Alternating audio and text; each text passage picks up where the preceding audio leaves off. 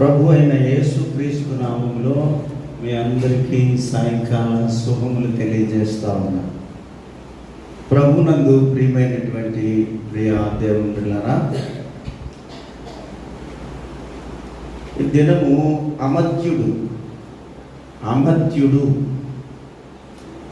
అంటే మరణము లేనివాడు. అది వాక్యం. మృత్యుంజయుడు మరణం లేనివాడు అమర్త్యుడు అంటే.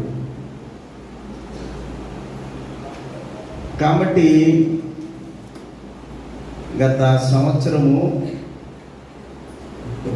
యేసు దేహమును నాకిమ్ము అనేటువంటి ఆ మాట విన్నాం. లాస్ట్ శనివారం యేసు దేహమును నాకిమ్ము అని. ఈ సంవత్సరం అయితే దేవుని బిడ్డలారా అమర్త్యుడు అనేటువంటి ఆ మాట మనం వినవలసి ఉన్నది. ప్రాముఖ్యంగా ఈ చదవబడినటువంటి లేఖన భాగంలో పైనుంచి రావాలి, మనము ఇంకా ముందుకు వెళ్ళాలి. ఏది ఏమైనా చదివాము. ఇందును బట్టి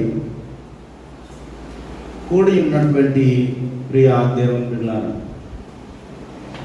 భస్మ బుధవారం మొదలుకొని మంచి శుక్రవారం వరకు, అనగా నిన్నటి వరకు, నిన్నటి సందేశాలన్నీ కూడా విని నేంత వరకు కూడా దేవుడు మనలను కాపాడి ఉన్నారు.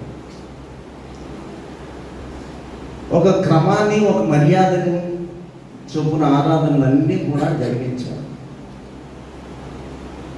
ఈరోజు నిశ్శబ్ద శనివారము అంటాము దీనిని. ఈ నిశ్శబ్ద శనివారంలో మాటలు లేవు, అన్ని చేతలే తప్ప మాటలు ఉండకూడదు, మౌనం.